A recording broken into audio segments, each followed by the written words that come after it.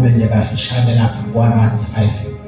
Abantwana abenkosi abana zoyizinkosi bahle zokwe yonendlini nenkanyezi ezulwini uyinkosi yaBesu uwathanda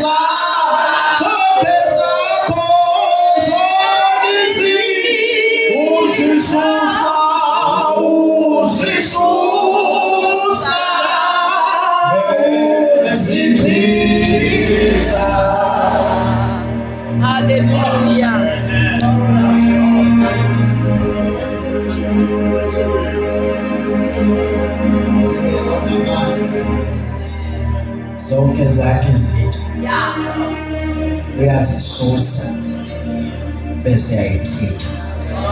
Cela umprofeti ngithi ufike lona amandla zonke zakhe izinto uyazisusa bese ayichitha. Cela uphinde umprofeti lapha uthi ufike lona amandla zonke zakhe izinto uyayisusa uyayichitha. Uthi verse number 6 noma ungashaya uvalo yena uyihlo njalo into ike ayifisa yona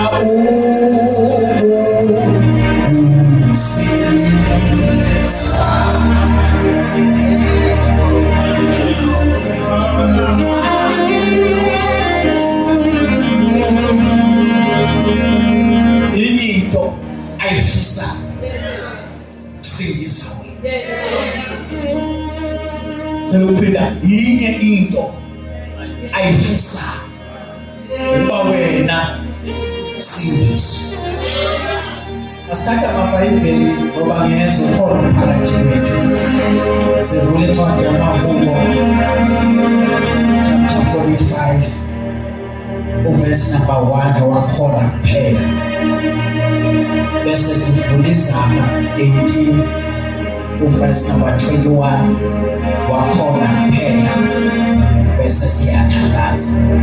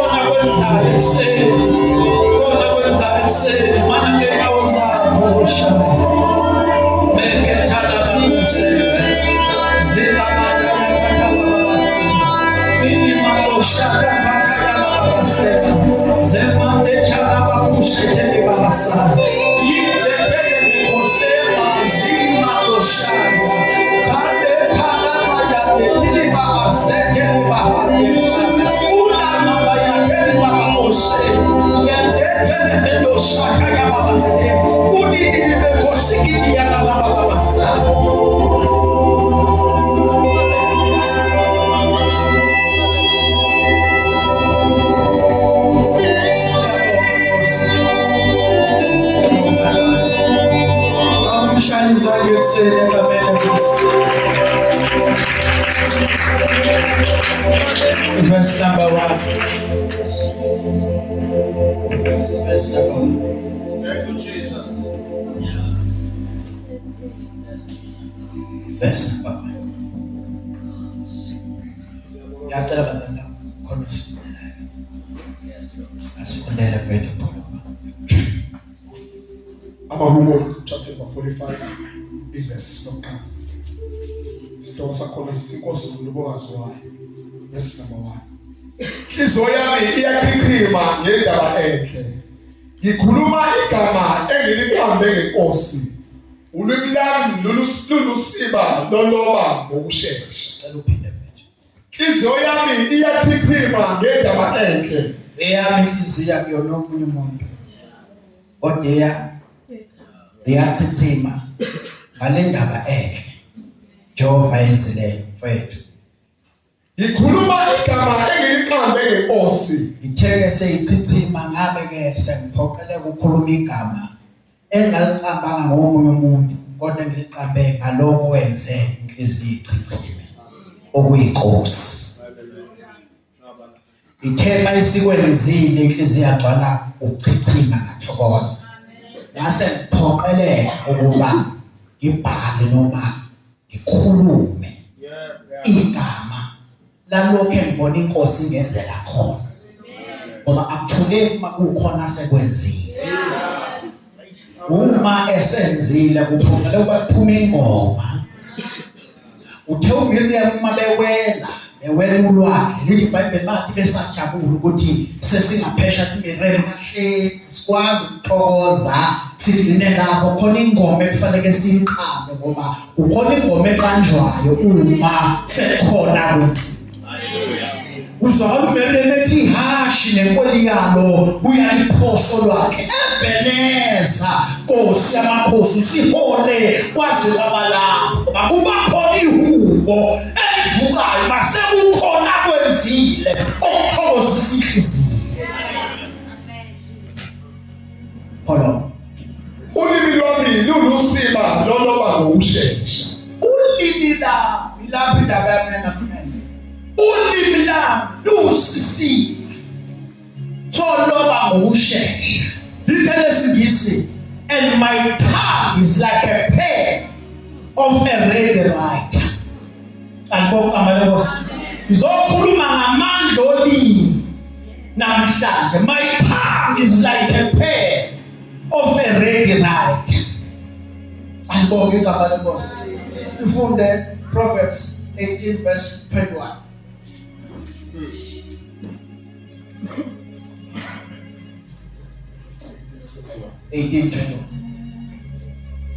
Hallelujah. Verse number 21. Isaiah chapter 18 verse number 21. Ukufa nokuphila kusemandleni olimi. Nabakuthandayo bayakudla izithelo zakho. Ukufa nokuphila usesandleni noma usolimini nakuphezandleni. Uthi nabathandayo ke bayodla izithelo zakho.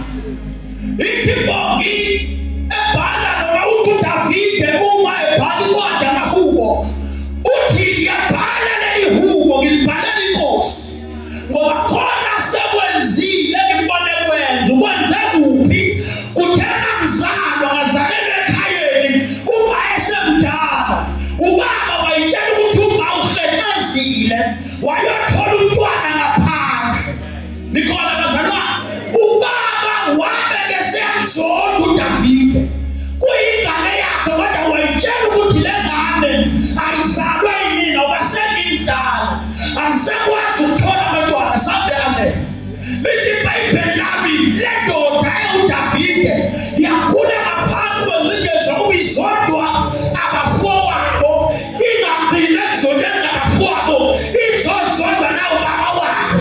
Ayikho into umfana makekhula ayidinga njengokaphuva ubaba wakhe. Ayikho into umfana makekhula ebaluleke kuye njengokaphuva athandwe akhuliswa ngodwe ubaba wakhe. Makasekhulume ngamjoba ubaba ubengakholwa ubeyithusela utshwala kodwa njalo nakubuka Shumayeli abengwesontweni ngibuka Shumayeli bekufekise kuye ephuzile njalo.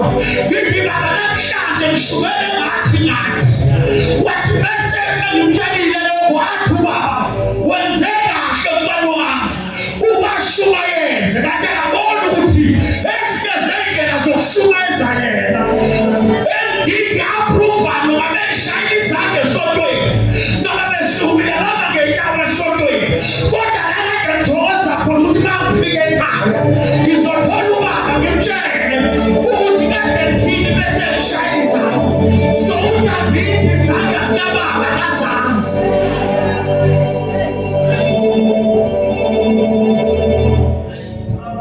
Ingafuna bezoshona kwesezandleni zabo khona amazi akhuluma mfethu uTete wathi ungayiyele into enzayo mfana wami ubambelele nje wabe siyakhula. Ingakho noma ngisebenza noma ngingasebenzi kodwa ngeke ngimiyele lokho uNkulunkulu engimkhonza noma ngigula noma ngiphile ngeke ngize ngimiyele ngoba ngatshela umuntu ayefeka khona wathi ungamiyeli lo uNkulunkulu omkhonza okusho ukuthi njengoba ngilokho njalo uma ngibuye esontweni ngiqeda ukuyoshumana ngimtshela kukhona into akade ngiyitshala kuye awucela ukukhuluma kumuntu namhlanje ngithi ungayiyeli lento yenzayo angase bafune kodwa ungalingi uyiyele ngoba kunembewu nesikhatisho etshalayo akayekwa kusetshenzwa akayekwa kungasetshenzwa.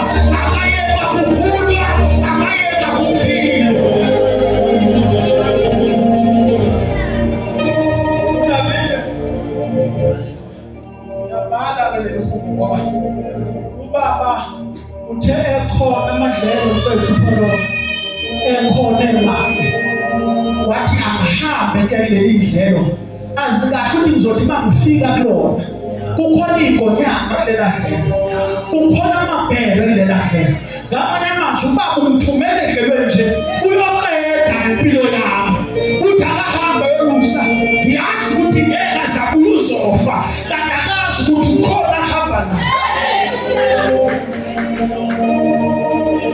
ubaba wakhe akuyena ubaba kamakhelwane ubaba wakhe umthumele ekufeni kodwa akazi madoda ukuthi ukhona lo uDavide ahamba naye ukuthi babelathi baqhamuka ibhele walibamba walidwebula yaqhamuka ingonyama walibamba walidwebula engenzi ngamanye akhe enza ngamanye omdala kulezinsuku wabehlela uzwakala uDavide ethi wena Jehova umsuka ezini ngemuva nangaphambili wagcina lapho wabeka isandla sakho bese ekhanda lami ihamba ngivikelekile ungangishela ngapha wena Jehova nami ungangishela ngapha wena Jehova nami wangagcina lapho wayaleza ingelosi ukuba sibambe ngesandla angihambi ngedwa awuhambi wedwa kuney'ngelosi ezibambile ngesandla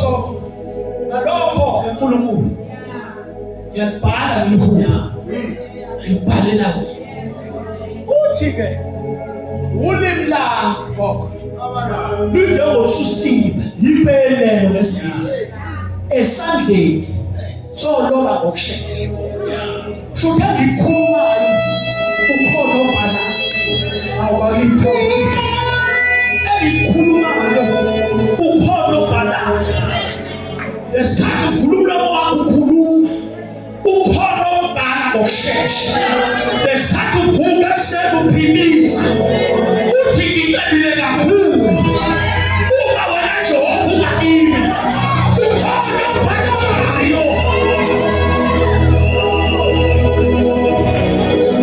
lesikhathi uvuka ekuseni ugula ubala amaphilisi akho ngesandla mhlaba wethu mhlaba usebeni wabala ngesandla uthi mina ngemizimbo yakhe siphilisiwe sonke ukhona obhalayo.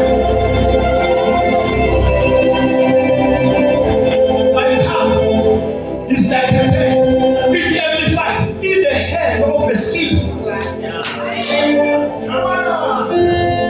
In the head of a skillful man, okusho ukuthi abhana nomuphi umuntu abhana nomuphi umbhalo kodwa abhana umbhalo o-skillful ngamanye amazwi uyawakwenza namagama awasebenzisayo ngoba lo mbhalo u-skillful enough uku-understand ukuthi abhalwa noma yini lo mbhalo u-skillful enough uku-understand ukuthi akhulunywa noma yini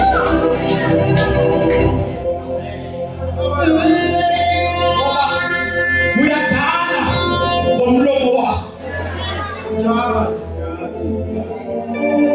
ufuna ukuthi ngiyifakazele le Genesis 1:26 masenza abantu umfanekiso wethu basifuze bese beyabusa ngomfanekiso wethu sibuyele emuva ngesuka ku-verse 26 isiyeni number 1 verse number 1 ekuqaleni uNkulunkulu wadala amazulu nomhlaba umhlaba wawumuntu umhlaba kanjani verse number 3 uNkulunkulu wathi cela uphila njengoba ukhalima kuphela uverse number 3 uthi uNkulunkulu wathi ngamanye amazwi God spoke uNkulunkulu wakhuluma uNkulunkulu akehlanga wazopha ngesandla uNkulunkulu akabalisanga wakhala kodwa uNkulunkulu wakhuluma aphela ngase ngathi uyebhekele oredo khuluma ngingabathola inababili lakho abaredo khuluma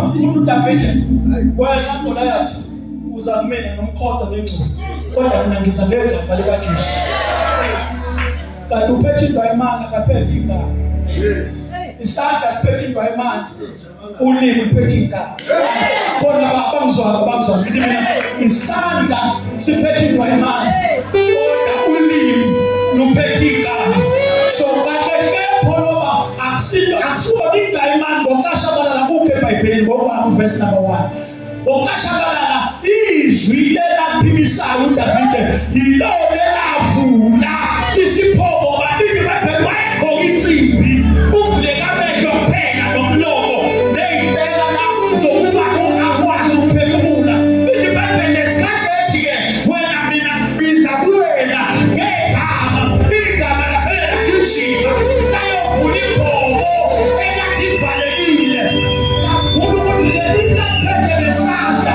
athi bayishaya ikwazi ukushaya bakhulume phansi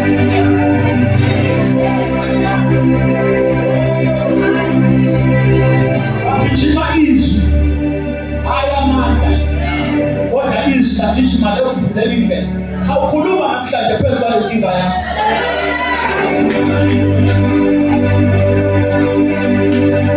iBhayibheli kwakushiwo uthi uDavide olawulile luyanisisa sangeni sombala okushesha usethi uSolomon a son of David amandla okufa nokuphila asolini bambabe beza uthi nabalithandayo ayodla iy'thelo zawo kanti akusona isihlahla sama-orange kuphela esinesithelo kanti akusona isihlahla sama-ophula kuphela esinesithelo nolimi lunesithelo okusho uma ngiphimisa angiphimisi nje amazwi kuphela ngiphimisa imbewu ezodla iy'thelo uma olimini lakho uhlezi kuwele amazwi ukuthi wena uyahlupheka nobaba wakho wahlupheka ngicela ukutshela namhlanje uzodla iy'thelo zamazwi uma olimini lakho ugcwele amazwi kadokotela akutshela ukuthi wena uyagula chronic awusophila usinde uma ugcwele lowo mazwi olimini lakho ngicela ukuhlebela namhlanje angeke ngempela usinde siyokuthandazela sibeke izandla sikhuluma ngazo zonke iy'limi kodwa uma ungakayitsheli wena angeke uzophila iy'thelo zozidla akuzona iy'thelo zikashabalala akuzona iy'thelo zikapostoli akuzona iy'thelo zikaprofeti iy'thelo zozidla iy'thelo zamakhe olimi lakho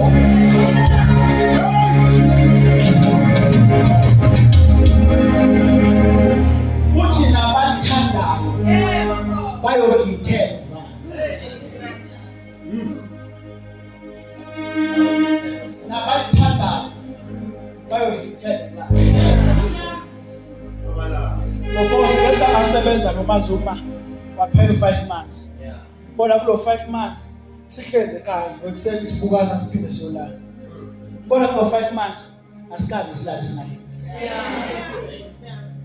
ngoba besi careful entweni esiyiphimisa ngesandla umlomo besi careful lento esiyiphimisa ngani bazalwane umlomo kulo 5 months bekuvele kwenzeka imanga kuvele ngene imali esingazazi ivelaphi yabona ama-miracle man lawa akhuluma abaprofethi bakoZimbabwe Nigeria ushabalala uyibone ngamehlo lapho singazi 5 months singazi ukuthi imali angikhulumi imali efakwa umuntu engimaziyo khuluma imali efakwa umuntu engingamazi nangu mama wakho benza internship for 2 years yaphela internship kodwa bangena imali eqhamuke emsebenzini kade esebenza khona ka-department wathi uma efona ebuza umphethu yasathi uzoboshwa bathi wasiyaqapha isilele lona kuzobe namhlanje nanga kaboshiwe kanti uNkulunkulu ukuphefumula into yokuphisa uyakudla iy'thelo zamakhe olimi lakho kese mkhathele ungasebenzi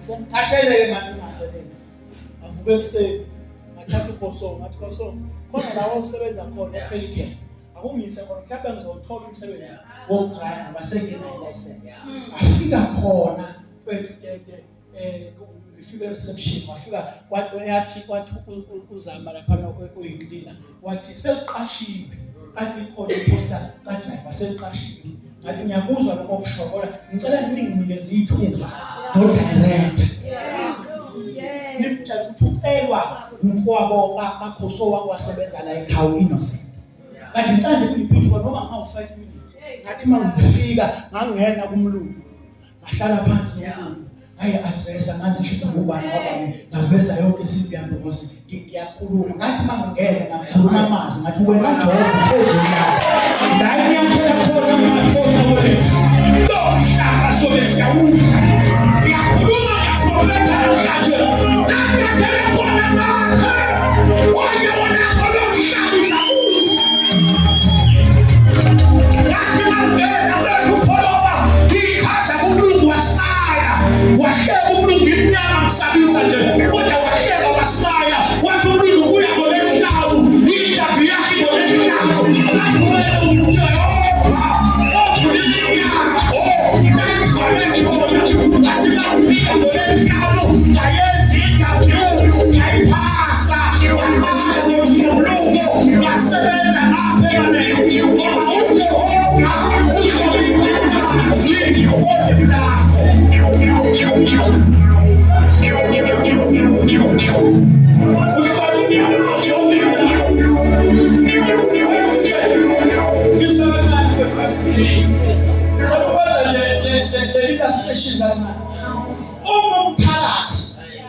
efika ekhaya lakho usuke ephethe into mhlambe ekuplastiki ongaka noma ongaphansi akuba befika umthakathi ezokushaya ngomeqo noma ezobhedisa isimo sasekhaya noma ezogqiba leli doshana encane abayidibayo akavelani uma befika kwakhe kungumlomo agubha njile kanjalo noma afefeze kodwa uthi babesuka nje kubo athi namhlanje lamaqhawe kuyophela ngempilo kaShabalala yophela ngempilo kaSetho athi babefika phambi kweflow athi babethela ethi makafe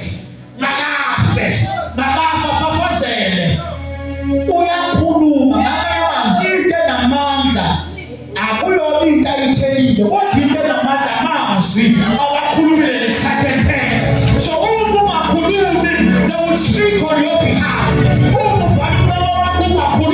uma wasebenzisa amandolibo they will speak on your behalf noma kuba abakhulumayo phezu kwempilo yakho nabo khuluma phezu kwempilo yakho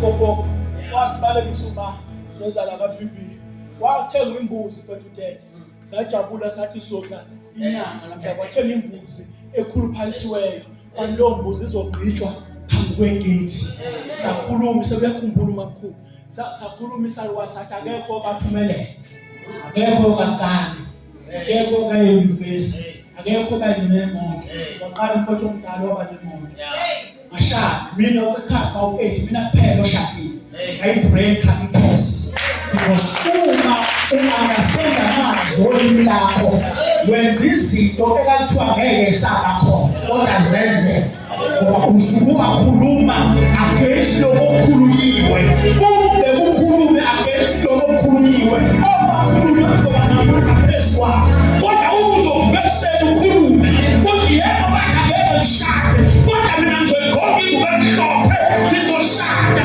speak against ikhasi ukhuluma isibusiso lesikhathi bekuqalelisa wena khuluma isibusiso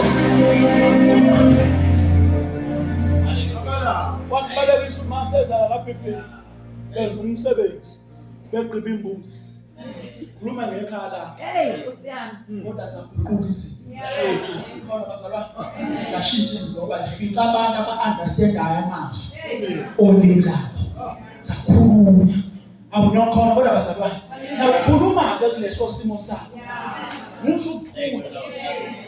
musukuthula kulelo yakho khuluma awulikhona ngakhuluma nje mina ngakhuluma ekhaya inyama sasida kanye ngesonto nakhona uthola uphisana omncane nezambane elingaka engosini ngakhuluma phezu kwempilo yakho uyabona ngicela Nkosi uma usungibusisile ngikhuluma against enhlupheko angifuni uma ngikubone ukufa okungenanyana usho mina na uyeyophela uzokutshela akusho ungafaka obaphika kube mnandi kakhulu ngoba akufuni into ezomkhumbuza la engiphuma khona ngoba akhulumisi is fellowship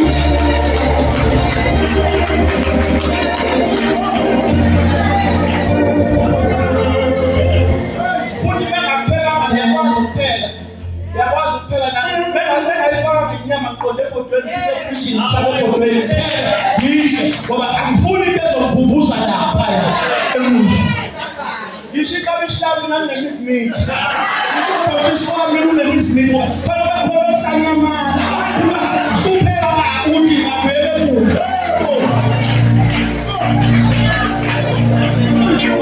angifuni ukubuyela lapha engakhuluma khona angibona sozambonga awunande ishikabishela emhlophe bese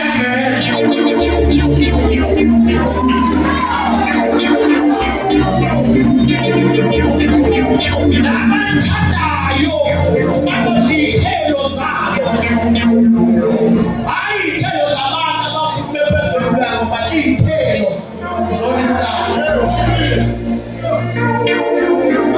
mina bangesikhathi abantu bayathanda kakhulu wobona amabandla agcwele abaprofethi yona ibandla lihola umprofethi liyagcwala ngoba abantu bahlezi befuna ukutshelwa abafuni ukutshelwa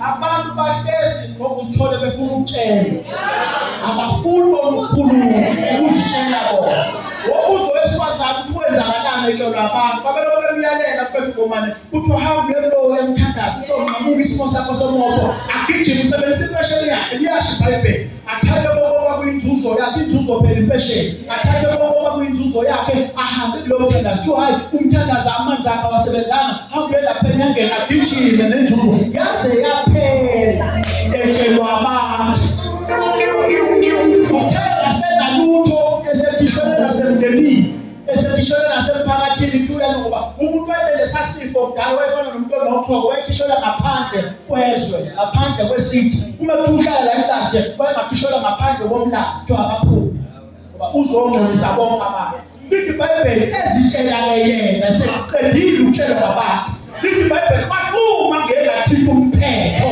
wengubo yakhe iBhayibheli wayema esondela ngoba umphetho wengubo kaJesu uzokwazi Jesu ngubani othile nokuzwana ekishiya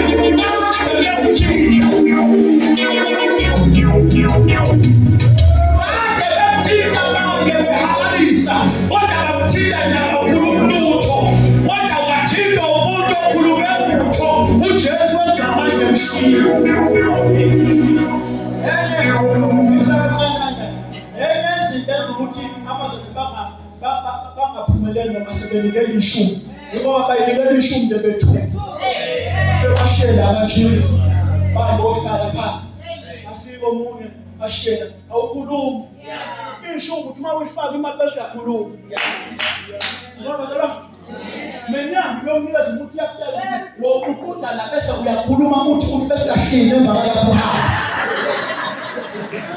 wena usengini kaNkulunkulu awukhulumi uyashela phela befuna ukubona abazizonibela nge1000 ingakho isimo sakho singeke shintshe ngoba you are all about amount ukho about umlomo angimushiya uthi baba ngalomnikelo wami ngikukula konke okwasekhaya la zonke iqalekiso zakhuluma ngalomnikelo wami ngifesa zonke iqalekiso zakhuluma isibusiso I'm telling you within a day uNkulunkulu uzobona uJehova evulina abangasebenzi besebenza ababungayo besini ngoba ususuke wakhuluma yonke into leli gama phela lithi altar lisho a place of exchange indawo yokushintshana noJehova uletho kwakhe anikeze okwakhe anibonke igama lenkosi now nabayithandayo bayodla iy'thelo zabo iBhayibheli kwakhona amadoda awu-12 axhunywa uMose ukuthi akayohlola iKhenani bekhuluma.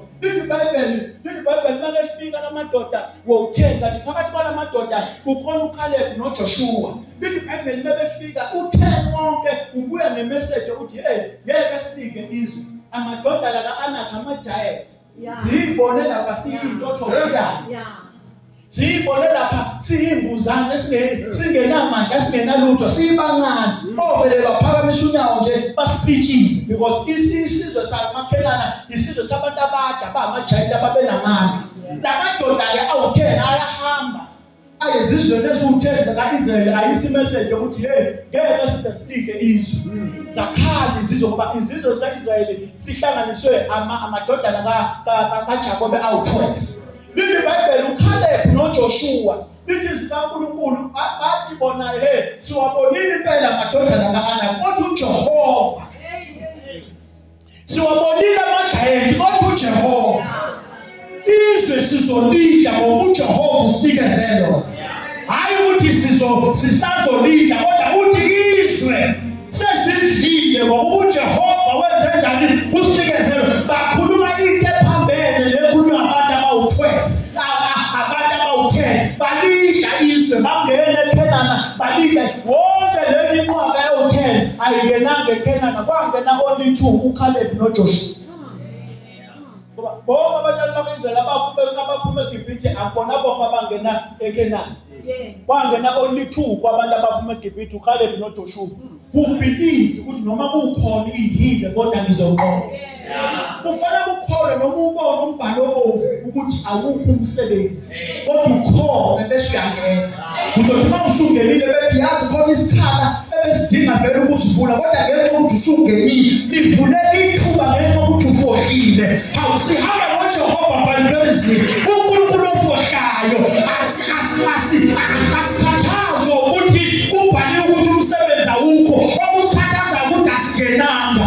Fohla ungene uzwe ngaphakathi.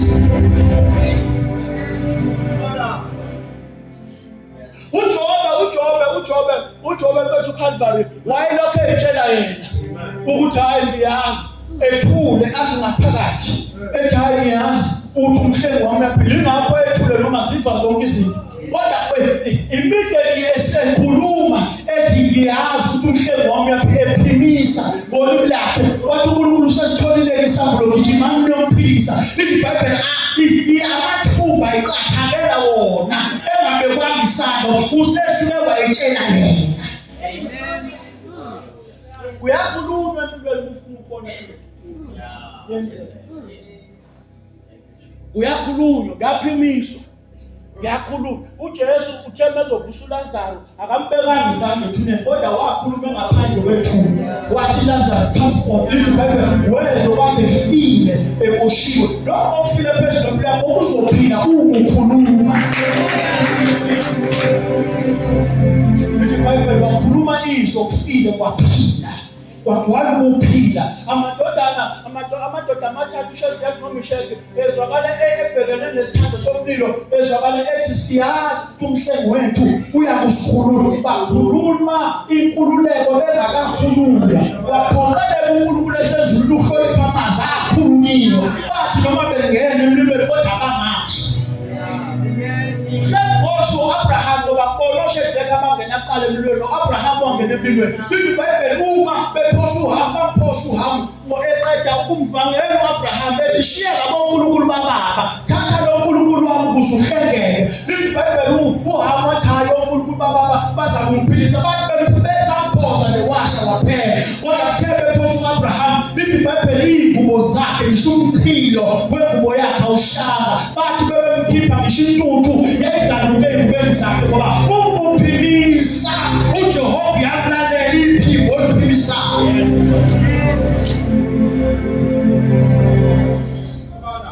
Ukukhuluma semkhandazi. Yabona ngicela ukufundisa lento. Lithi iBhayibheli uJakobe wayelele eqanwele phezu kwetshe right ebhedeni. Akabonanga ingelosi zehla zenyuka. Cela uphinde. Akazibonanga ngoba usithole zehla isuke ezikwini ziza phansi. kodwa wayibona zenyuka zehla. Akayibonanga zihlala lapha phela impilo sathi ihlale ezulwini, kodwa enjani ezingabonakali zehla zibonakala seyikhuphuka. Enjani lezi ezibonakala zenjani seyikhuphuka. Uwebise bonke waqabela etsheni, kanti la waqabela endaweni ediscomfortable. Indawo aqabela kuyo uSamson yayi-very comfortable emathangeni kaDilani. Yona amathanga adlula umqabelo lo waka-home choice ostaff nama-feathers. Kodwa lo oqabela endaweni e-comfortable wasuswa amandla. Lo oqabela etsheni wabeke siyakhuluma. Lithi iBhayibheli zazikhuphuka zehla, ikhuphukela zikhuphuka ngoba zihambisa amazwi ezulwini azofike adalwe ezulwini bese ehlisela into esekhelele sidalwe sume emthini. Zikhuphuka namazwi azofike adalwe ezulwini kwenzeke into ephelayo bese yehla sekuyinto ephelele. Ufuna ukuthandaza nomuntu namhlanje othi Nkosi sokulimi lami. Ufuna namhlanje ukukhuluma indlela engikhuluma ngayo. Ufuna namhlanje ukukhuluma indlela engikhuluma ngayo. Indlela okhuluma ngayo namhlanje ngifuna ishintshe. Yabona ubambe lamaphilisi owesifo owabambayo namhlanje ntambama. Ufuna mawuwabamba uye lapha ku-Isaiah 53 verse number 5. Waphethe ngesandla. Uthi nangemvibo yakhe siphikisiwe thina sonke. Bese yawakuyina. Daye ngawabamba gogo amaphilisi ngina 21 ngilapha eBridge City kudokotela uSibili.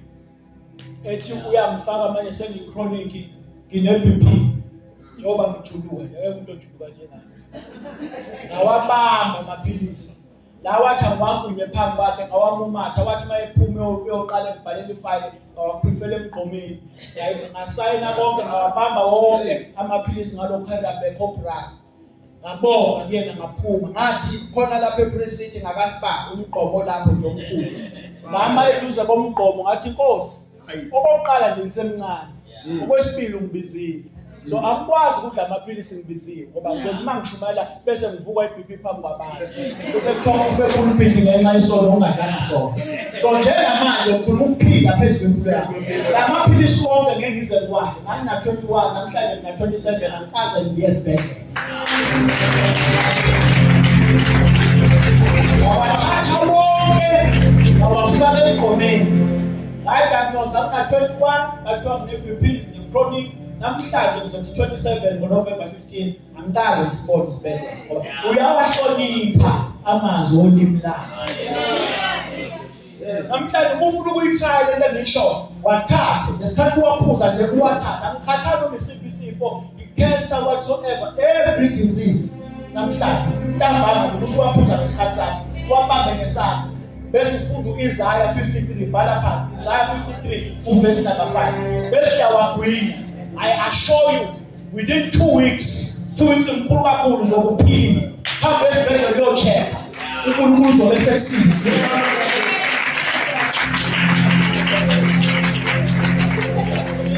Wena ongasebenzi, wena ufuna umsebenzi, wena ongasebenzi.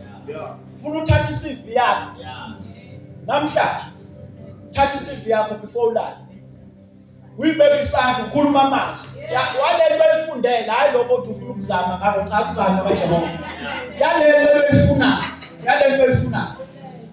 Mawukuthi apply online, uthi mawuyivula i-app bese uphimisela lamagama.